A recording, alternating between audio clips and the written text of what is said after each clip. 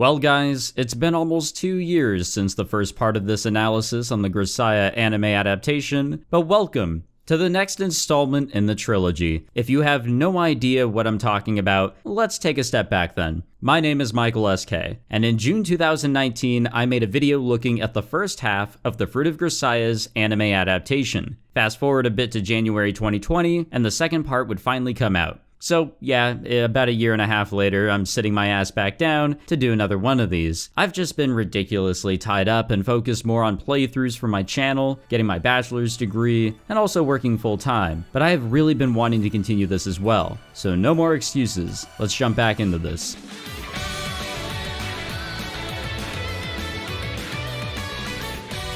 The Labyrinth of Grisaia, also known as Grisaia no Meikyuu, or however you're supposed to properly pronounce that, because I have no idea. It's Meikyuu, you idiot. And Le Labyrinth de la Grisaia is the second installment of the original Grisaia trilogy. This title takes a step away from the branching routes and harem aspect of the first title and begins to focus on an overarching plot that will continue on into the third title. Just like Fruit, Labyrinth originated as a visual novel and was later adapted into an anime, but not in the same fashion as Fruit. The Labyrinth of Grisaia was produced by NBC Universal Japan, Frontwing, Frontier Works, and 8-Bit, as well as licensed by Sentai Filmworks, all just like Fruit. However, Labyrinth and its sequel Eden would have to share the seat of a season together, with an OVA kicking off this continuing story. I'm sure they went this route for simplicity, but it just doesn't align well with the actual titles, as when you search up the anime, Labyrinth is only seen as a 48-minute OVA, with the story continuing into the part of the series that's under Eden's name. In my opinion, it's a bit confusing. So for this analysis, I will be referring to the Labyrinth of Grisaia as the OVA and the first 4 episodes of Eden's portion of the series. These are all under the name of the Cocoon of Caprice, which is the name of the story portion of the Labyrinth visual novel. Does that make sense? I think it makes sense. I hope it makes sense. So enough talk about the technicalities. It's time to jump back into the world of Grisaia.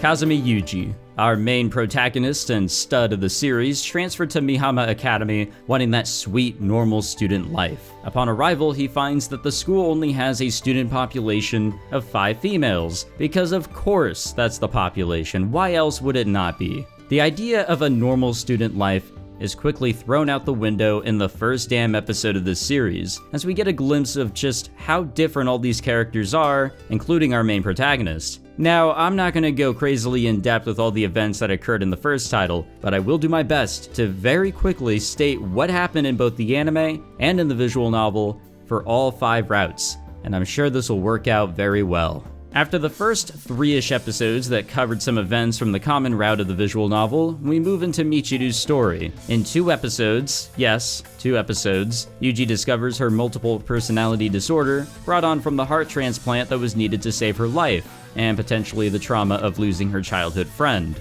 Meikyuu was unsure about why she wanted to live, or if she wanted to live at all. So Yuuji put her through a totally reasonable test and found that she does want to live despite her depression. They also help her second personality find closure with her past life, because that personality is possibly the girl that lost her life and therefore donated the heart she no longer needed, obviously. And this is all pretty well aligned with the visual novel, just skipping some recommended character development. The next episode covered Yumiko's story. Yes, the next episode, singular.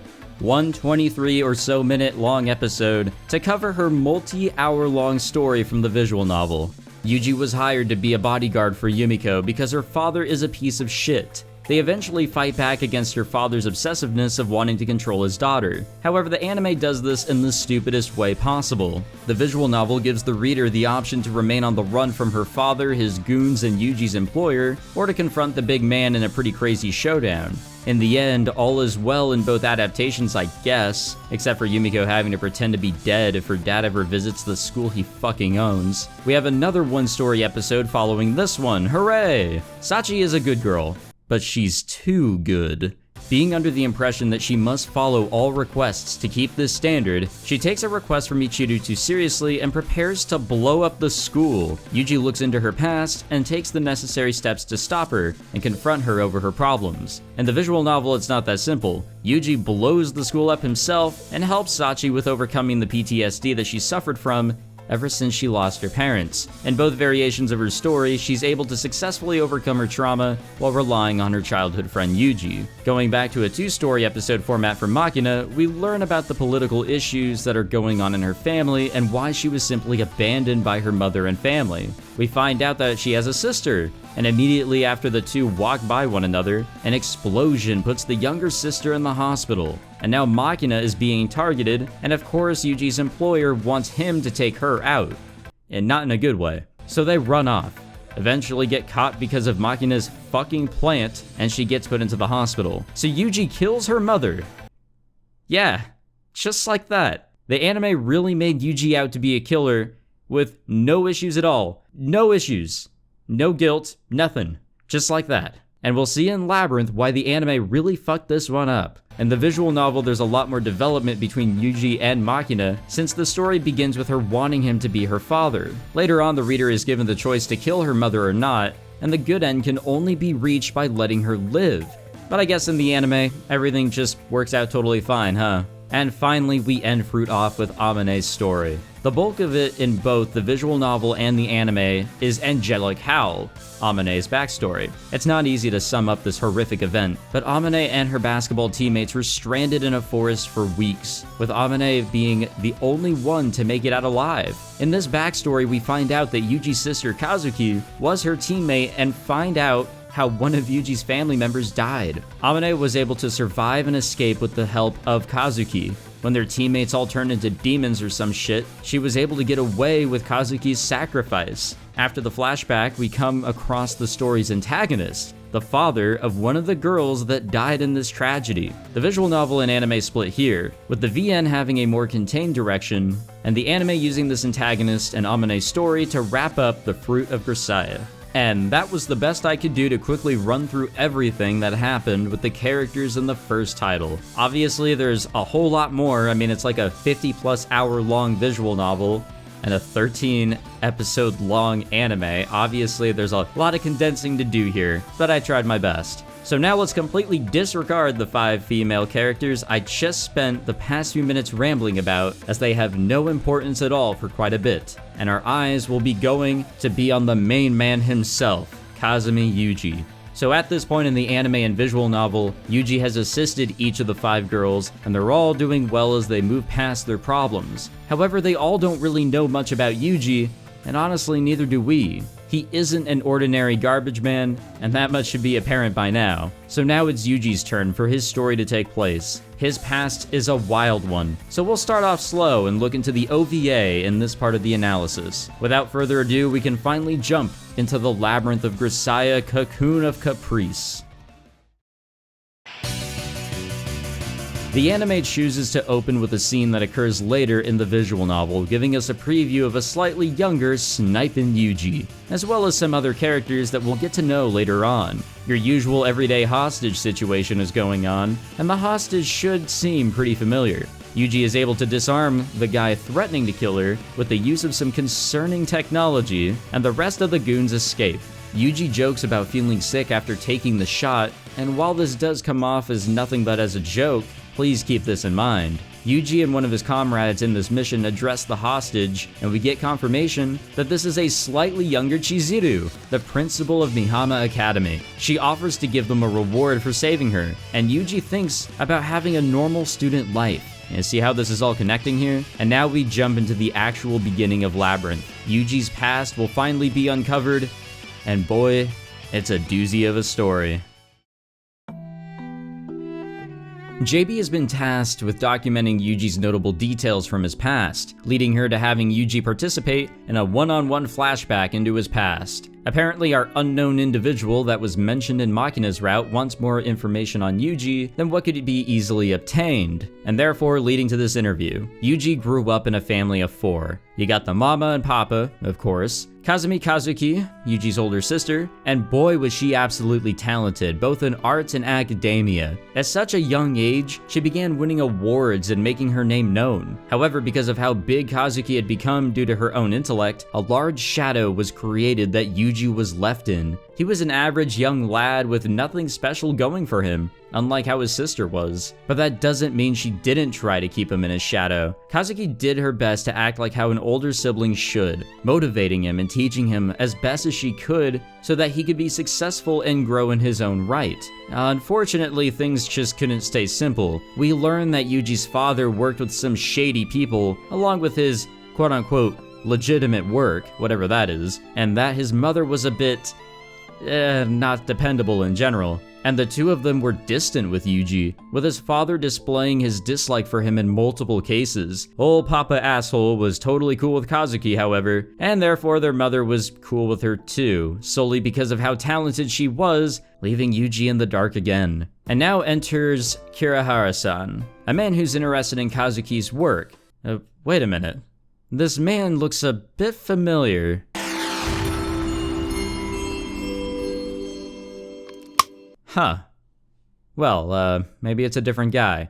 After all, he offered Yuuji chocolate, so there's no way he's the same person. Kirihara-san is informed that he's untalented compared to his sister, but he doesn't look disappointed at all. If anything, he remains curious. Fast forwarding a little bit, Kazuki begins to change slightly. She purposely refuses to act as talented as she is in order to fit in better. This upsets their father, but it's her life to live in the way she wants. She continues to give advice to Yuuji, and manga too. She even convinced him to try to make friends, which connects to how he was able to become friends with Sachi. And while Kazuki has backed off with how high her genius levels are, she still maintained a specific role that is pretty eye-opening when you consider it. In this family, it's not the father or mother that makes overarching decisions, or at least that's how Yuuji saw it. Instead, Kazuki played the role of a god, in which her actions and choices allowed her to be depended on by the rest of the family. The income that she made from her artworks apparently became the sole source of the family's income,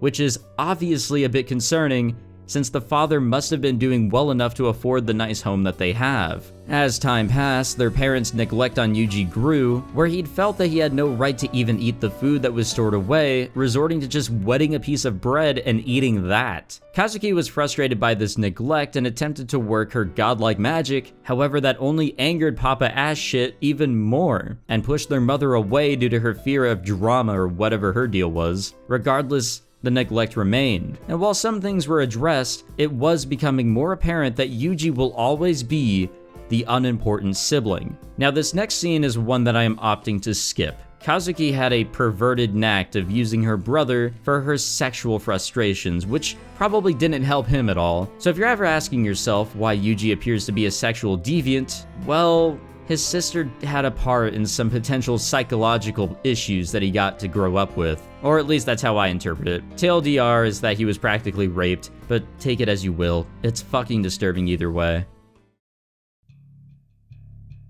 Kazuki eventually got into a nice middle school, joined the basketball team instead of any art clubs, and gained friends while laying low on the genius side of things. However, it's probable that she used her intellect to gain friends through manipulation according to Yuuji, which makes sense to a point. Sure, you can be smart as shit, but her lack of understanding her peers was what made it difficult for people to understand her during the big incident. And speaking of the big incident that has finally come up, there was a sense of stability in the Kazumi family coming up to this point, despite Yuuji having the literal short end of the stick because of Kazuki's position as a quote-unquote god. 2 weeks after her departure and disappearance, information regarding the incident had been made public, and Kazuki was eventually announced as deceased. The person, or god, that held the family together has disappeared. So now shit hits the fan!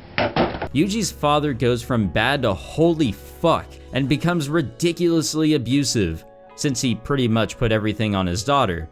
Again, not sure what happened with whatever his job was. Yuuji's mother gains some abrupt courage and escapes with Yuuji to a new home further away. The anime isn't specific on how far they went, but the point is that they got away from his father and were finally safe. I believe the visual novel touched up more on what occurs here, but the main point is that Yuuji's mother is going to do all she can for him and begins to work day and night for his sake. People in the neighborhood do their regular fucked up whisperings about the two of them, but at least they're far away from Yuuji's abusive father.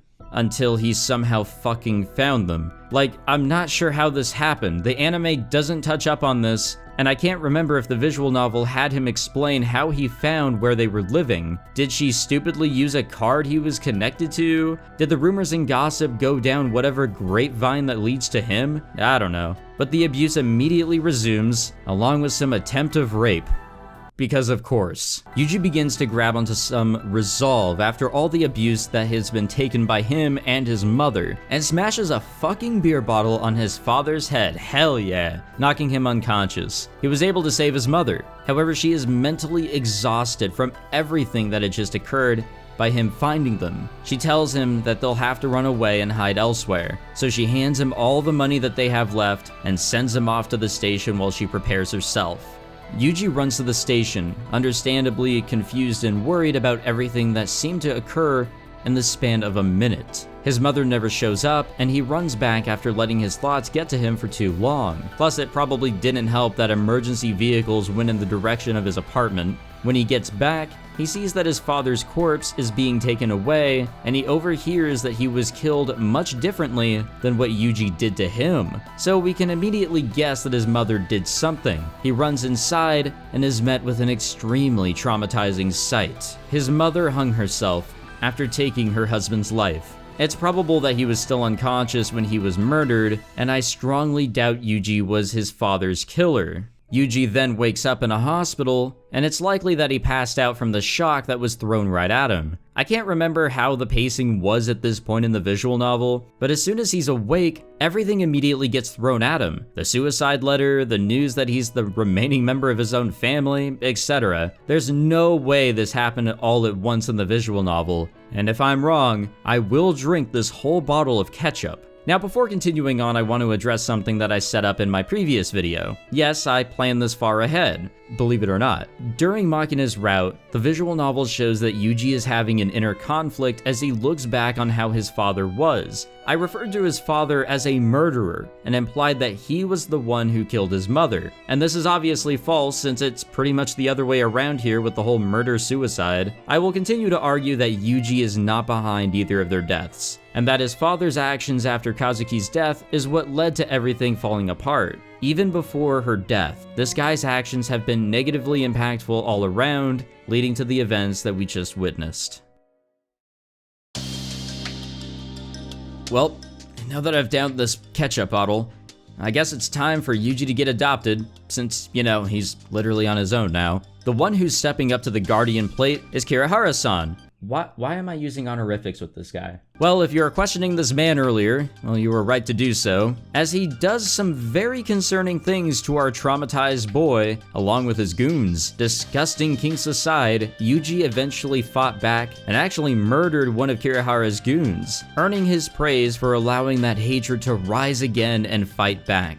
This seems to be his goal, to create a soldier out of this young lost child who has nothing left except for some unknown potential. Which leads us to boot camp, baby, woo! Except it's not really boot camp. And Kirihara was just an alias.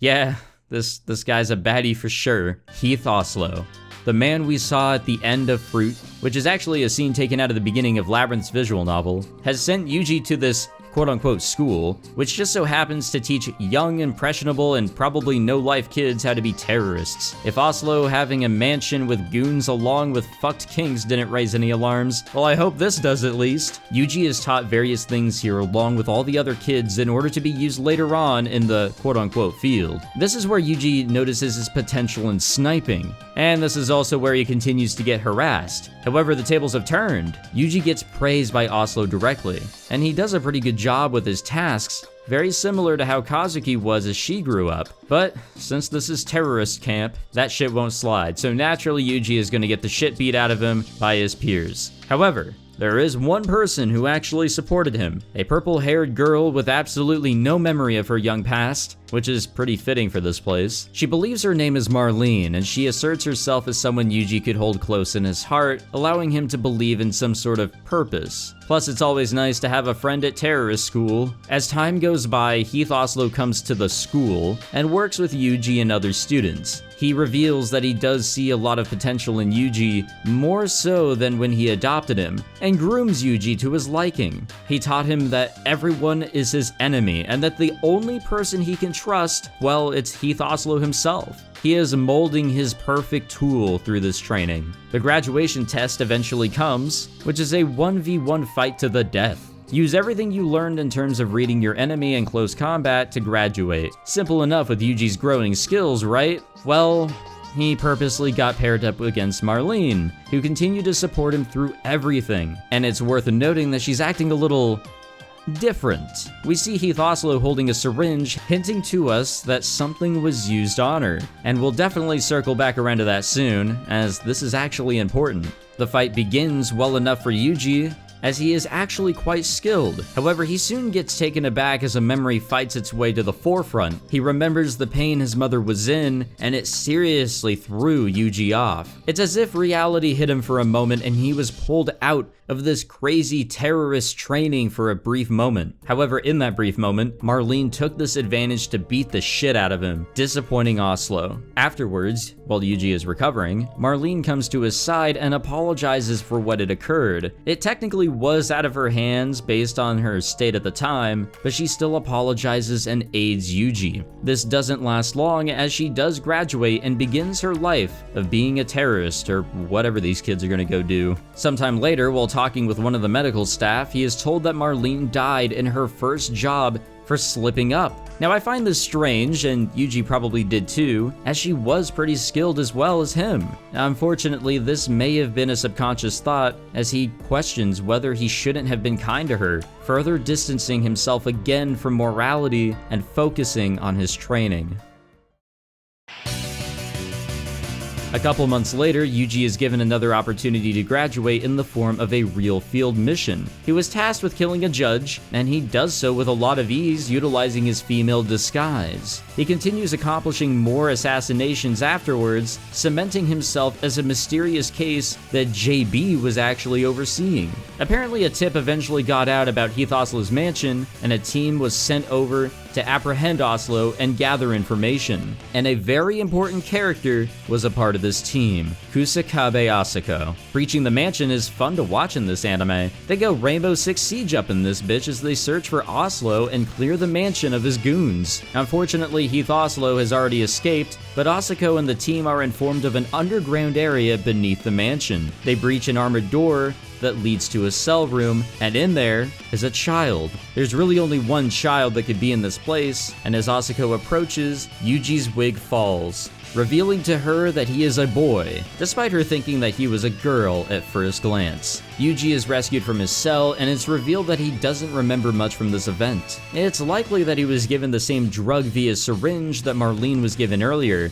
or something similar for his missions. But what exactly is this drug? Keep this question fresh in your mind, as like I said earlier, it'll be important. Another takeaway is that while Yuuji wasn't doing missions, he was treated like a slave at Oslo's mansion. And for Oslo to simply abandon Yuuji raises more questions, since, as I pointed out earlier, he definitely saw potential in him, and despite him failing his first graduation, I'm sure Oslo didn't lose any interest in him. Now at this point, Yuuji and JB decide to take a short break, and it's good timing too, since going forth, things will be different as we learn about Yuuji's past. Instead of it being a constant spiral into despair, we'll actually see some recovery, and we know that Asako becomes his master at some point, so we'll begin to connect things together as we approach the present, which is JB's goal. Now before this one-on-one began, Yuuji was told that this was all for a potential promotion, and that he needed to send in a report detailing everything that he'd be talking about. He mentions in the beginning that he shredded what he had written back at the dorms, so JB should be the only one with this report, right? Right? So back at Mihama Academy, because yeah, the other students do need their screen time in this OVA, Sachi restored what Yuuji shredded when she was cleaning his room. Well, yeah, I guess he should have burned what he shredded before going into JB's office. Sachi really is terrifying with the skills that she possesses, and Yuuji really underestimates that. It may seem silly that she was able to do this, but she shows in the visual novel that she can pull off a lot of ridiculous shit in a small amount of time, and that's why she's best girl. Sachi's curiosity is at an all-time high, so she offers to go through this report with the others, despite it being a huge breach in Yuuji's privacy. But you know what they say, curiosity killed the cat, and they all wanted to know more about Yuuji, since he was pretty mysterious in his own right in the first title. So from this point on, assume that not only JB is learning about Yuuji's past, but also Sachi, Amane, Michiru, Makina, and Yumiko are learning as well. And that is it for the beginning of Cocoon of Caprice in the Labyrinth of Grisaia. Yuuji is officially at the very bottom, so the following episodes will show us how he will grow and recover from the absolute shit that he had to go through. I'm excited to go through these episodes with you guys, as this is where Labyrinth really shines. I have fond memories of reading Cocoon of Caprice years ago and being so sucked into the story at this point. It's like after being beaten to a pulp, you begin to see the light. It's still going to be rough, but the journey to climb out of whatever hellish metaphor you want to use here is where things get interesting and very engaging. There's not much else to say since we're technically in the middle of the story. I'll definitely give more of my thoughts regarding this title once we've officially completed it, but as an OVA, I think this did well. The story was told as it should be without cutting out core details to save time, unlike the bulk of the stories in Fruit. Utilizing the hostage scene with Chizuru at the start rather than when it actually appears later on is also a good way of hooking the viewers in. Sure, we didn't see that version of Yuuji anywhere in this part, but we will soon, and we'll see how he rises to that point. The music was awesome, CGI usage was definitely there, and overall this was a nice display of a person spiraling into absolute hell. If you guys haven't, check out this episode in its entirety, as well as the rest of Labyrinth. It's definitely worth it, and I still encourage you all to prioritize reading the visual novel, if possible, over watching the anime. You get more details that aren't present in the anime, but this still did a good job in terms of not cutting out core portions. The anime in its entirety is available on Crunchyroll, but you can watch it uncensored on Verve and HiDive. And of course, the visual novels are on Steam and uncensored on Denpasoft. Pick your poison. Thank you all for watching this part of my Grisaia Anime Analysis. I hope to get to the next part fairly quick in order to maintain some flow. And I hope you all are enjoying what I'm putting together here. As usual, I'd like to thank fullmetal for assisting me with the scripting for this project, and for verifying that I know what I'm talking about, to an extent of course. I'd also like to thank my patrons of past, present, and future, and if any of you would like to support me that way, feel free to check out my Patreon. And finally, thank you all again for tuning in and checking out what I've been putting together. I apologize for the delay between Fruit and Labyrinth, and I hope to keep putting these out in a decent time frame. I hope to see you all in the next one, where we'll analyze the next few episodes and see how Yuuji recovers from this mess. Take it easy, everyone. I'll see you guys then.